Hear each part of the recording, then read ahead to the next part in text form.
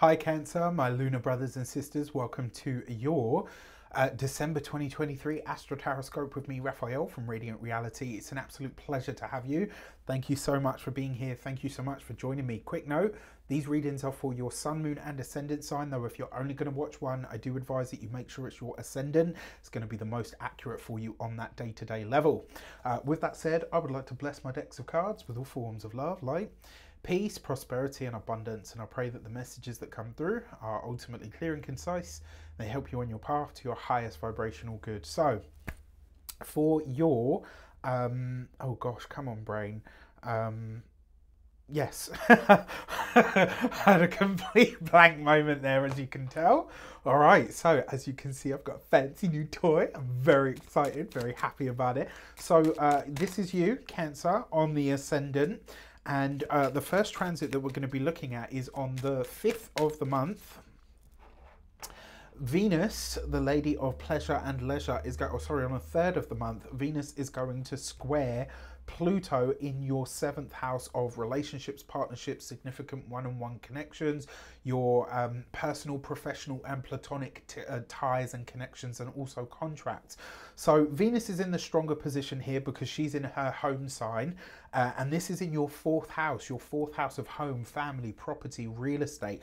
These two are squaring off in some way, shape or form, which is creating a power struggle. So there is a challenge here that arises within the family sector. So one way that this could possibly show up for some of you, this could literally be that let's say you've got a new partner, you're introducing your partner to the family and they just don't fit, right? It's not a good fit. It's not a good feel. Now, yes, you know, our partners should sort of get on with our family, and we always hope that that is the case, but it's not always the case.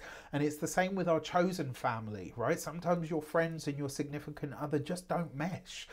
And you know, sometimes it sucks because you feel like you're being pulled in two sort of different directions. But it is important for you to have your own life, all right? And your own thoughts and your own desires. So that's one way that this could show up.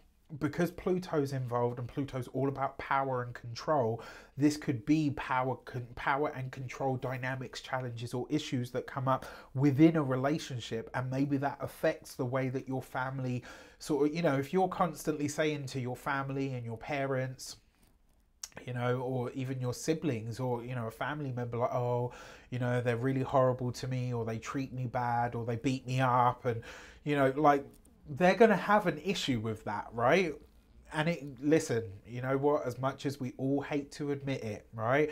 I think Cancerians can vibe with this a bit better, because Cancerians, whether they've got children or not, are deeply maternal and paternal beings. But it's like, you know, when your mum or your dad says to you, that one ain't for you, I don't want you hanging around with them, right? Whether it's friends or a partner, a boyfriend, girlfriend, etc., whatever, and your parents like, I said no, right? And then 6 to 8 to 12 to however many months later, you realize, fuck it, they were right. This could be something like that, right? So Venus is strong here because she's in her sign. Venus rules the sign of Libra, but she also rules for you your 11th house of friends. So I would say if your friends and your parents or your friends in your family are in agreement about a certain type of relationship, whether this is personal, professional or platonic, the chances are they are, do you know what I mean? Like, the chances are they're right. So it's just something to consider. All right. Now, excuse me. For this, you have the Devil, okay, with the Ace of Cups and the Queen of Wands. So you might need to draw a boundary here. You might have to say to your loved ones and your family and your friends, and just say to them, look, you know what, I understand the way that you feel, but this is my life, this is my choice, this is my person, and whether you do or don't agree with that, it doesn't really matter. What matters is this is the choice or the decision that I'm choosing to make for myself. You know, the Devil card here with the Ace of Cups, it's like, but I love them. Right, like that's what that says to me. And then the Queen of Wands is about having to chuck the boundaries down, right, around your heart even, and say, look, you know what, as much as I love you and I care for you and I know you want the best for me, this is right for me, this is what I want for myself. It could also be for some of you that you are taking a stand or a stance on whether to have or to not have children. That's a possibility for some of you. It's not a guarantee and it's not for all of you. All right, so the second transit that I want to look at is Venus is coming into the sign of Scorpio, and she is immediately going to come into a trine with Saturn, which is beautiful. So the fifth house is where Scorpio is, but it's where Venus is moving into. Excuse me. And Saturn is in Pisces in your ninth house. So that's a beautiful, harmonious energy. But more importantly, that Saturn energy that's sending it, or, you know, the way that these two are interacting, Venus gets a steadying influence, because Venus doesn't necessarily do great in the sign of Scorpio, because it's the sign after her ruling sign, and it's, you know, across the sky from her other ruling sign. Now, Venus coming into the fifth of pleasure, romance, sensuality. It could be absolutely wonderful for you. This could be like maybe you start dating somebody and you feel that they could very much be a part of your love life for the longer term, right? At any rate, as well, maybe there are options here for you to connect. For some of you, this could be a friend that becomes a lover. If you're already partnered, this is like bringing the spark back into the relationship. She immediately comes into that trine with Saturn, which is a steadying and sobering kind of energy, but it's a harmonious support. It's not like a pull your trims and your skirts up, missus. It's more a case of, oh, okay, so you're dating, and how is that going, and what are you going to do to keep it going well? I love that, right? And that Saturn in the ninth is providing you with an inner or spiritual fortitude that allows you to dig deep into your relationships, that allows you to dig deep into your creativity as well. Remember, the ninth house is publishing, YouTube, books, blogs, all of that kind of stuff. Fifth house, deeply creative. So let's move away from love for a moment and talk about your creative power and expression, your ability to use words and pictures and to build pictures and stuff, and then put that out into the world in a way that matters, or, because it's Saturn, in a way that lasts. This could be where you come up with like a really brilliant idea, where you feel something really deeply, you create from a place of love and fun and harmony and joy, and it's just like, yeah, you know what, this will stand the test of time, or it at least has the ability to stand the test of time. So I love it. For this, you've got the Six of Swords with the Three of Wands. Okay, interesting. And the Fool card. So the ninth house represents travel as well, foreign travel, distant travel, foreign lands. Venus represents gifts and luxuries and also skills. And the Six of Swords is a travel card, the Three of Wands is a travel card, and then you've got the Fool. This could be some kind, now Saturn doesn't necessarily do spontaneous, but in such a nice trine to the energy of Venus, which is pleasure and romance and fun and joy and creativity, and also the house of children, this could be, for some of you, potentially a pregnancy, if that's what you're looking for, but it could be some kind of travel that comes up in, with, or through a relationship of some kind, or even a gift. I wouldn't be surprised if it was that as well. So I absolutely love this. I think it's going to be lovely.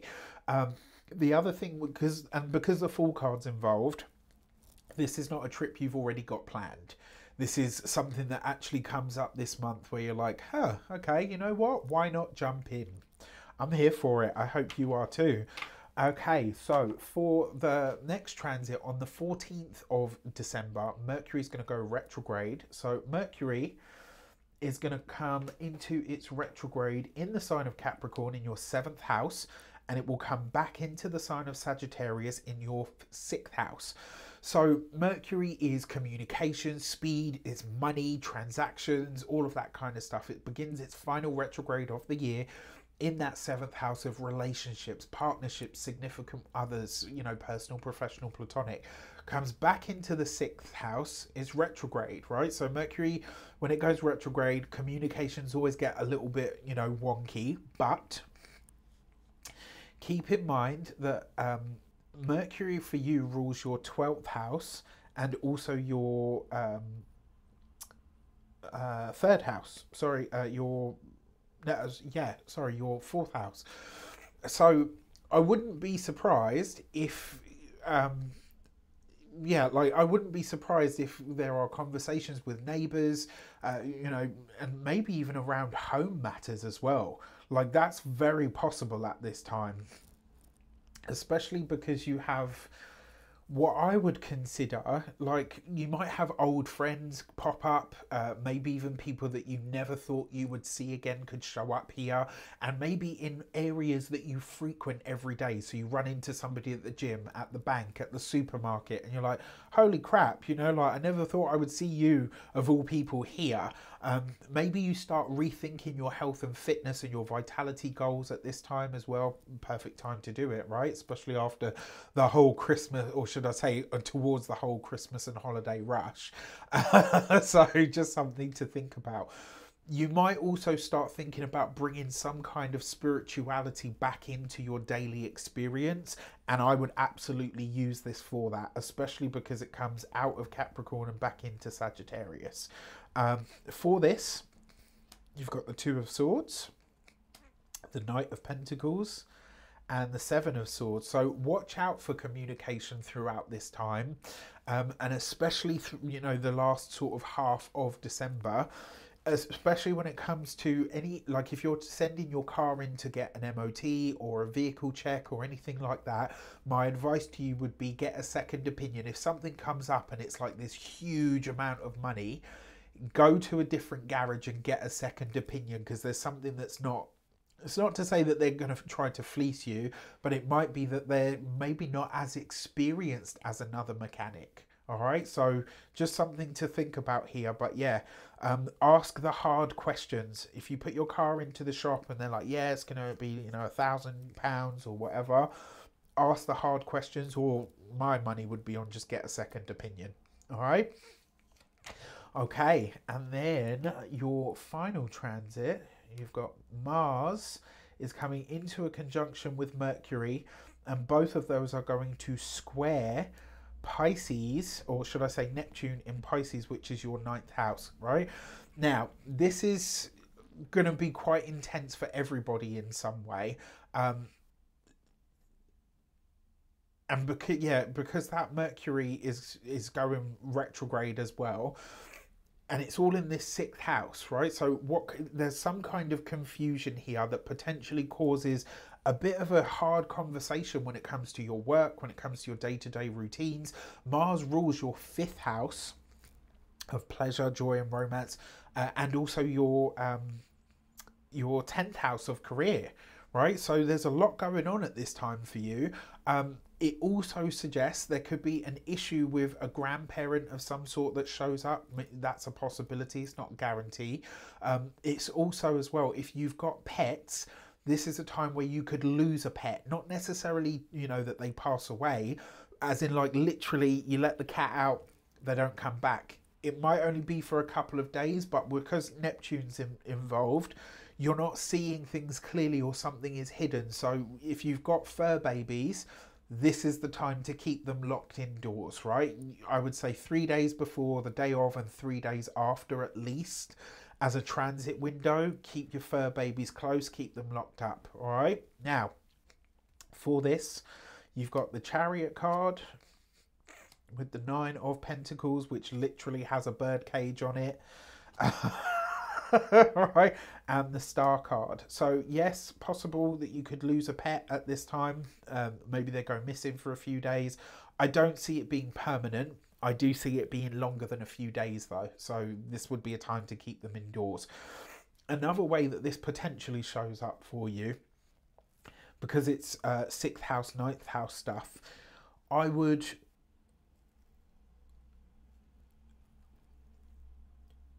where it comes to talking about your personal beliefs in a work situation, where it comes to trying to exert your will on a, you know, sort of grassroots level, just be mindful that you may get some kind of pushback, some kind of kickback. It might not go according to plan.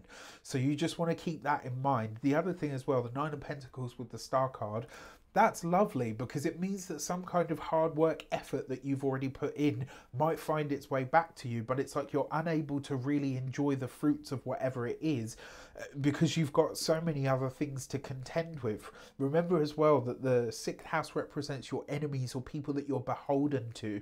So this could see you, maybe you're having some really good news, but it's like you can't enjoy that because you've got this other burden that's showing up for you at this time. All right, so before we get into your moons, I just want to take a little moment to say, remember that your year ahead Astro-Tarotscopes are up and out there for your purchasing pleasure. They are $7.99 a piece this year, or you can get the bundle for $49.99. That's all of the good stuff in there. There's a link in the description box below. Your life path numbers, as you already know, are up and out there on YouTube for free. And as if that wasn't enough, on the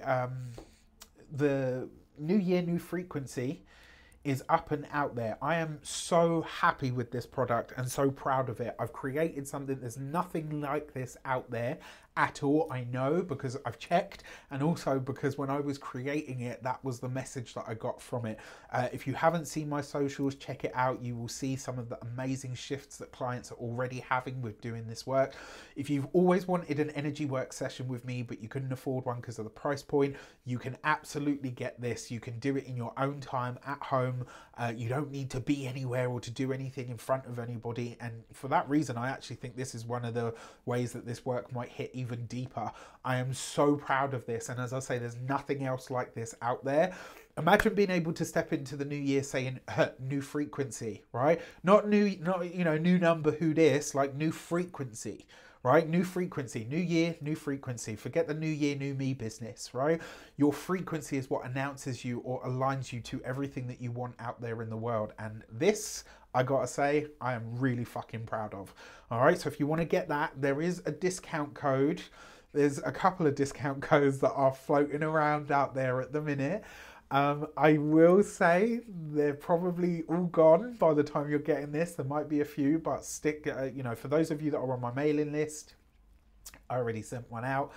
For those of you that follow me on socials, you will be able to snag that. I think there's a few left. So stay tuned for that.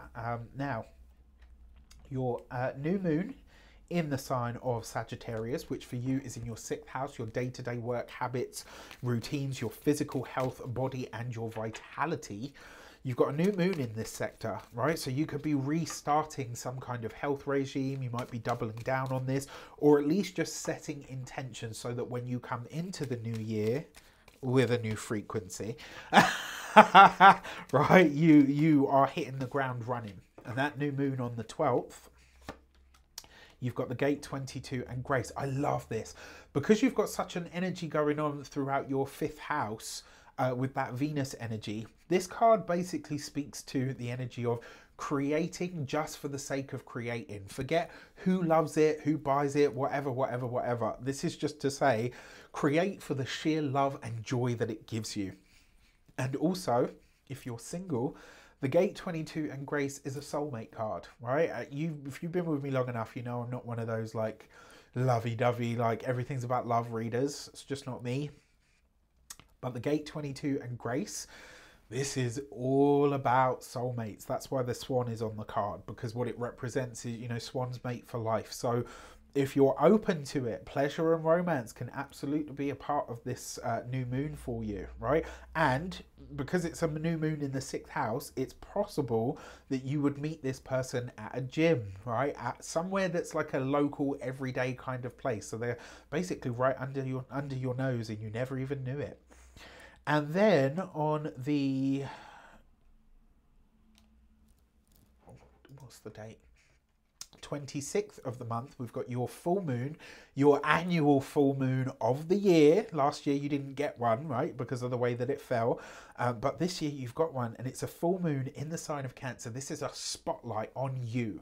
It's highlighting you for the whole world to see. So what do you want to share with them? What do you want to show the world at this time about yourself? And for this, you've got the gate 32 and endurance.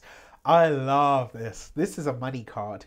And basically what it talks about is getting out of your fear, getting out of your scarcity mindset, your lack mindset, because you see the hairs on the card, they represent not only proliferation, but they also represent abundance, and they also remind us that when we live by instinct alone, we get too much into that fear-based consciousness that creates the lack, right?